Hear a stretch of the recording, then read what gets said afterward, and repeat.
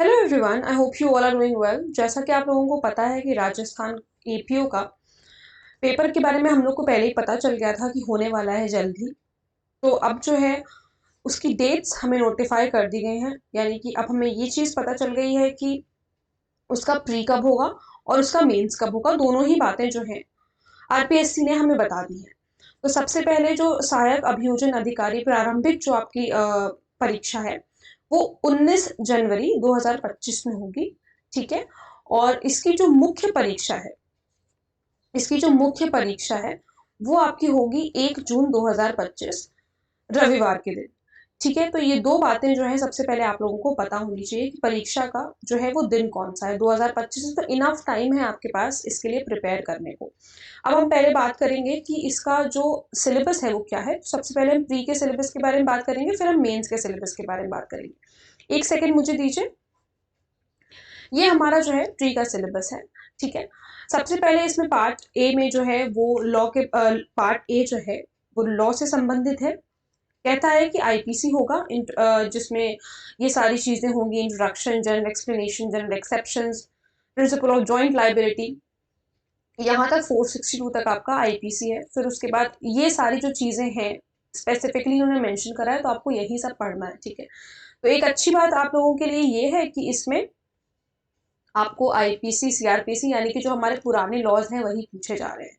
IPC, CrPC और Indian evidence act. इसीलिए अभी अब एपीओ, राजस्थान के एपीओ का इस तरीके से सिलेबस हो गया है। तो आगे की जो आने वाली स्टेट जुडिशरी की वैकेंसीज है उनका भी अभी कुछ सही नहीं है कि आपके नए लॉज पूछे जाएंगे 1 जुलाई के बाद भी या फिर आपके पुराने लॉज ही पूछे जाएंगे। तो ये सारी चीजें जो है अभी डिपेंड करती हैं और इस पर कुछ कोई कह नहीं सकता। ठीक है। सीआरपीसी में हमारे पास ये सारी चीजें हैं। ठीक है। ये पीडीएफ मेरे टेलीग्राम चैनल पे अवेलेबल है। सौम्या सिंह नाम से एक टेलीग्राम चैनल है। अगर आप वहां से कलेक्ट करना चाहें तो कलेक्ट कर सकते हैं इस पीडीएफ को। ये मैंने कल ही अपलोड कर दी थी, बट एक डिटेल वीडियो मैं इसके लिए चाहती थी। तो आपके सीआरपीसी में जो है सिलेबस प्रिलिमिनरी है सेक्शन 1 से लेकर के 5 तक। Constitution of criminal code 6 to 31, then 61 to 90 process to compel appearance. Charge जो आपका बहुत इंपॉर्टेंट है, एफआईआर और एनसीआर के बारे में आपसे पूछा जाएगा। Trial of warrant cases by magistrate, summons cases by magistrate. तो ये यहाँ तक जो है बेल बॉन्ड्स तक आपका सीआरपीसी है। फिर इंडियन एविडेंस एक्ट में ज़्यादा कुछ नहीं है। 118 से लेकर के 134 तक ये मोटा मोटा अगर देखा जाए तो, और यही सेगमेंट जो है बहुत ज़्यादा इंपॉर्टेंट भी होता है। तो इंडियन एविडेंस एक्ट में ये सारी चीज़ें हैं। फिर उसके बाद SC and ST prevention of atrocities act 1989, इसमें प्रिलिमिनरी और एट्रोसिटीज़ में 3 से लेकर के 9 तक चीज़ें बताई गई हैं। और आर्म्स एक्ट 1959 में ये आपका सिलेबस है: preliminary, acquisition, possession, manufacture, sale, import, export and transport of arms etcetera. Then power and procedures जो कि सेक्शन 19 से लेकर के सेक्शन 24B तक है। ठीक है। फिर उसके बाद है हमारे पास जुवेनाइल जस्टिस एक्ट। तो ये भी देखो, आप देखोगे तो कहीं पे भी पूरा एक्ट नहीं पूछा जा रहा है। ठीक है। सिर्फ कुछ चीज़ें जो बहुत ज़्यादा मोस्ट इंपॉर्टेंट होती हैं केवल वही चीज़ पूछी जा रही है। फिर उसके बाद हमारे पास राजस्थान एक्साइज एक्ट है 1950 का। इसमें preliminary 1 section 1, then 3 to 7, then offences and penalties जो कि सेक्शन 54 से लेकर के 70 तक है। फिर protection of children from sexual offences act, that is POCSO. POCSO में आपका सेक्शन 1 से लेकर के 2, and then sexual offences against children 3 to 12। इसमें then Rajasthan public examination prevention of unfair means act 1992, इसमें सिर्फ 1 से लेकर के 8 तक सेक्शंस हैं, वो आपसे पूछे जाएंगे। फिर उसके बाद हमारे पास है राजस्थान, ये हो गया हमारा, नहीं ये नहीं हुआ, Rajasthan public examination measures of prevention of unfair means in recruitment act 2022। ये हमारा सेक्शन 1 से लेकर के 10 तक है। Then probation of offenders act. तो इसमें तो आप देखेंगे कई सारे एक्ट्स तो लगभग सेम है, जैसे कि आपका ये जेजे एक्ट हो गया, है ना, और नीचे आपका ये प्रोबेशन ऑफ ऑफेंडर्स एक्ट हो गया। बाकी वो सीआरपीसी वगैरह तो ठीक है, वो तो मैं माइनर लॉस के बारे में बात कर रही हूँ। आपका ये जेजे एक्ट हो गया, प्रोबेशन ऑफ ऑफेंडर्स एक्ट हो गया, पॉक्सो हो गया। ये सारी चीज़ें तो आपके राजस्थान स्टेट जुडिशरी में भी पूछी जाती हैं, तो इसमें कोई डिफरेंस नहीं है। केवल आपका ये एससी एसटी वाला एक्ट जो आपको एक एक्स्ट्रा पढ़ना है, अगर आप एपीयू के लिए अप्लाई करना चाहते हो तो आर्म्स एक्ट आपको एक एक्स्ट्रा पढ़ना पड़ेगा, है ना, और राजस्थान एक्साइज एक्ट एक्स्ट्रा पढ़ना पड़ेगा, और ये दोनों आपको एक्स्ट्रा पढ़ने पड़ेंगे। बाकी इसमें लॉ में कुछ आपको एक्स्ट्रा पढ़ने की ज़रूरत नहीं है। जो एक्स्ट्रा पढ़ना है वो इससे मैंने मार्क कर दिया है रेड कलर के पेन से, क्योंकि आपका राजस्थान स्टेट जुडिशरी में जो है वो राजस्थान रेंट कंट्रोल एक्ट आता है लोकल लॉ के नाम पर, लेकिन यहाँ पर जो है 4 जो है कम से कम एक्ट पूछे जा रहे हैं, 1 2 3 4 5, ठीक है। वो भी पूरे नहीं पूछे जा रहे हैं, इसमें से कुछ सेक्शंस ही जो हैं जो आप जहाँ पर आपके सवाल बनेंगे, ठीक है। तो ये हो गया हमारा लॉ वाला पार्ट। अब हम आते हैं हिंदी पे। तो हिंदी का सिलेबस लगभग सेम है, जो कि आपका रहेगा उसका स्टेट जुडिशरी का, वही सिलेबस जो है आपका एपीओ में भी हिंदी इंग्लिश में लगभग सेम है। कुछ चीजें हो सकता है इधर उधर डिफरेंस हो, बाकी मुझे लगता है लगभग पूरा सेम सिलेबस है। तो इसमें क्या है, विलोम शब्द है, उपसर्ग है, वाक्यांश के लिए सार्थक शब्द, संधि एवं संधि विच्छेद और शब्दावली पूछी जाएगी अंग्रेजी से हिंदी, और शब्द शुद्धि, वाक्य शुद्धि, और फिर उसके बाद जनरल इंग्लिश में आपका tenses, voice, active, passive, narration, direct और indirect, determiners, preposition, models expressing various notions and concepts like obligation, request, permission, prohibition, ये सारी चीजें, and then one word substitution, ठीक है। और ये इस तरीके की स्कीम वगैरह बता रखी है। तो लॉ में बताया है कि 70 मार्क्स का होगा, और ये आपका जनरल हिंदी और इंग्लिश 30 नंबर का होगा, दोनों को मिला करके। वही सेम चीज जो है आपके स्टेट जुडिशरी में जो थी, वही सेम चीज यहाँ पर भी बता रखी है। अब एक चीज इन्होंने कहा है कि negative marking shall be applicable. तो ये पॉइंट आपके लिए इंपॉर्टेंट है कि नेगेटिव मार्किंग यहाँ पर हो रही है इस वाले पेपर में। आपके स्टेट जुडिशरी में तो नहीं होती है, बट यहाँ पर आपको नेगेटिव मार्किंग देखने को मिलेगी। For every wrong answer 1/3 of the marks, 1/3 जो मार्क्स हैं prescribed for that particular question shall be deducted, तो उसे डिडक्ट किया जाएगा। और एक एक्सप्लेनेशन दिया हुआ है, wrong answer shall mean an incorrect answer और मल्टीपल आंसर। रॉन्ग आंसर जो है उसका मतलब हुआ गलत उत्तर या फिर मल्टीपल आंसर्स, ठीक है। तो ये तो था हमारा प्री का सिलेबस। एक सेकेंड, मुझे लगता है कि आप लोगों को वो ये चीज नहीं दिखी होगी, ये चीज, ठीक है, अब दिख रही है। ये चीज जो है नेगेटिव मार्किंग वाला एक सेगमेंट था, जो कि मैंने आप लोगों को बताया कि नेगेटिव मार्किंग होगी इस पेपर में और 1/3 होगी वो, ठीक है। तो ये चीज आपको ध्यान रखनी है, तो इसीलिए जो है अपना पेपर आपको ध्यान से अटेम्प्ट करना है।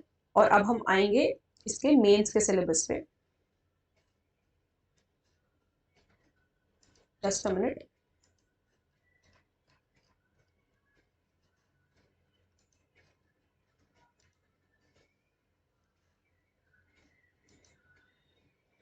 देखिए, अब syllabus for competitive mains examination इसमें क्या है, इसमें पहले तो हमें यही बता रखा है कि किस तरीके से स्कीम होगा, मतलब किस तरीके से सब्जेक्ट का डिवीजन, मार्क्स का डिवीजन कर रखा है। तो लॉ के लिए आपका 300 नंबर है, 3 घंटे का समय मिलेगा, और लैंग्वेज के लिए आपका जनरल हिंदी और इंग्लिश है, ठीक है। 50-50 इसमें मार्क्स हैं, इसमें 2 घंटे का समय मिलेगा। देखते हैं कि इसमें क्या चीज़ें जो हैं इन्होंने बता रखी है। तो ये कह रहे हैं, नोट द क्वेश्चन पेपर में comprise different parts containing very short and essay type question.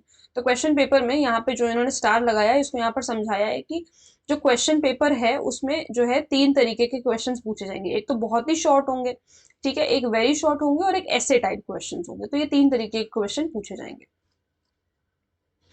ठीक है। और यहाँ पर लिखा है the minimum qualifying marks for each paper shall be 40%। Minimum जो है क्वालिफाइंग मार्क्स हर एक पेपर का 40% होगा, ठीक है। Provided that percentage fixed at as above shall be relaxed by 5% for the candidate. अब 5% रिलैक्सेशन दे रखा है एससीज एंड एसटीज को, ठीक है। तो उस कम्युनिटी को जो है इतना जो है रिलैक्सेशन मिला हुआ है 5% का। Standard of the paper too will be that of senior secondary level. हर एक चीज जो है इसमें सही से बता रखी है। It shall be compulsory to appear in each and every paper of written test. Each and every paper में आपको जो है कंपल्सरी है, मैंडेटरी है कि आपको अपेयर करना है, वरना डिस्क्वालीफाई हो जाओगे, तो ऑब्वियस सी बात है। Law paper is design to test practical knowledge of the candidates in criminal law and procedure of framing charges in criminal cases. तो लॉ पेपर को इस तरीके से डिजाइन कर रखा है कि जो है प्रैक्टिकल नॉलेज कैंडिडेट्स की प्रैक्टिकल नॉलेज को टेस्ट किया जा सके क्रिमिनल लॉ में और प्रोसीजर में, और चार्जेस वो फ्रेम कर सके क्रिमिनल केसेस में। तो ये जो है आपका सिलेबस है। तो वही सेम चीज है, सब्जेक्ट आपका Indian penal code, Indian evidence act, code of criminal procedure, the schedule caste and schedule tribe prevention of atrocities act 1989, the protection of children from sexual offences act, the juvenile justice. अच्छा, इसमें एक चीज थोड़ा सा देखना कि कहीं पर भी ये चीज नहीं लिखी है कि जो जैसे आपके प्री में आपको डिवीजन करके दे रखा था कि सिर्फ जो है यही चीज आपको पढ़नी है, लेकिन इसमें ऐसा कुछ नहीं लिखा हुआ है। कोई सेक्शंस का डिवीजन नहीं हो रखा। अच्छा यहाँ पर है, ओके, यहाँ पर दिया हुआ है, ठीक है। तो यहाँ पर तो पूरा ही वही चीज दी हुई है, पूरी चीज उन्होंने बताई गई है। वही मैं कह रही हूँ कि पूरा पूरा लॉ ही आपको पढ़ना पड़ेगा। प्री के लिए आप वो थोड़ा कर सकते हो, लेकिन मेंस के लिए तो आपको पढ़ना ही पड़ेगा। तो आईपीसी है, इंडियन एविडेंस एक्ट है, वही सारे जो सेम हमने प्री में पढ़े वही चीज जो है यहाँ पर भी है। जनरल हिंदी और इंग्लिश का एक बार सिलेबस देख लेते हैं, क्योंकि वो थोड़ा सा अलग रहता है। ये इस तरीके से है, आपको पूरी पीडीएफ मिल जाएगी, आप एक एक चीज जो है उसमें देख सकते हो। ये आपका जनरल हिंदी है, शब्द शुद्धि, वाक्य शुद्धि, मुहावरे का निहितार्थ, और ये सारी चीजें जो है दिए हुए अंग्रेजी वाक्यों का हिंदी में अनुवाद, मतलब ट्रांसलेशन वगैरह जो है, ये सारी चीजें जो है आपसे पूछी जाएंगी, ठीक है। और उसके बाद आपका जनरल इंग्लिश में वही tenses, voice, narration, determiners, preposition, phrasal verbs, models, ये सारी चीजें पूछी जाएंगी। इसमें पार्ट बी में कॉम्प्रिहेंशन भी है। तो जनरल इंग्लिश का देखो आपके आप 3 चीजें बताई गई हैं, पार्ट बी में आपको कॉम्प्रिहेंशन भी दे रखा है। एक मिनट, मैं इसको थोड़ा सा छोटा कर दूं ताकि आपको दिखे चीजें।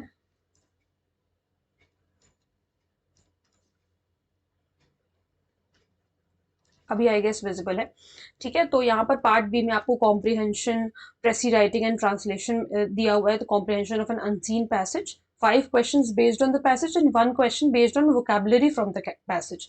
तो उसी में जो है वोकैब से भी क्वेश्चन पूछेंगे उसी पैसेज में से, और जो है 5 क्वेश्चन बेस्ड होंगे उस पैसेज पे, जैसे हम लोग वही 11th-12th में पढ़ते थे उस तरीके की चीजें, ठीक है। Total 6 question are to be set on unseen passage. तो टोटल जो है 5 उसका, 1 उसका, तो 6 क्वेश्चन जो है अनसीन पैसेज पे होंगे।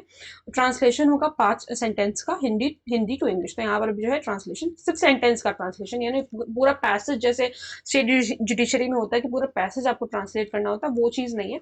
यहाँ पर सिर्फ 5 सेंटेंसेज आपको दिए जाएंगे, 5 वाक्य दिए जाएंगे, जिसको आपको हिंदी से इंग्लिश में ट्रांसलेट करना है। पार्ट सी में कॉम्पोजिशन, लेटर या रिपोर्ट, लेटर और report writing and notice writing.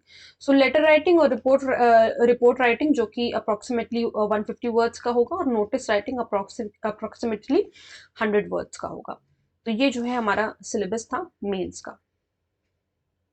तो इस भूल में ना रहे कि प्री में जो है कम चीजें पूछी जा रही हैं, तो हमें पूरा नहीं पढ़ना पड़ेगा। पूरा आपको लॉ, आपका आईपीसी, मुझे लग रहा था कि वही मुझे लग रहा था, क्योंकि यहाँ पर तो ऐसा कुछ लिखा नहीं हुआ है कि सेम ऐसा सिलेबस है, तो ऐसा कुछ तो है नहीं।